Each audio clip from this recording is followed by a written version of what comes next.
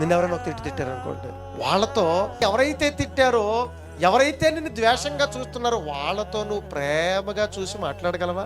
వాళ్ళ కళ్ళల్లో కళ్ళు పెట్టి ప్రేమగా వాళ్ళని ఆలింగనం చేసుకోగలవా నువ్వు? కష్టం కదండి.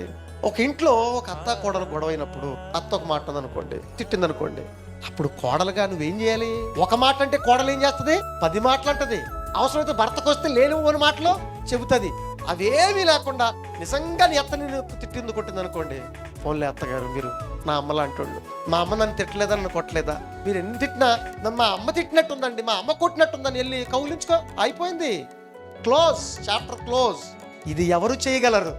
యాకోబు చేశాడు చూడండి ఏశావు గారి పట్ల. దెబ్బకి ఏమైపోయింది? పగ, కక్ష, కార్పణ్యం మొత్తం దిగిపోయి మెడ మీద పడి ముద్దులు పెట్టుకుని కళ్ళీళ్లు కార్చిన చరిత్ర ఒక పక్కన కనబడుతుంటే, ఓ క్రైస్తవుడా, ఓ క్రైస్తవ సోదరి, నువ్వు ఏ భావజాలంలో బ్రతుకుతున్నావయ్యా?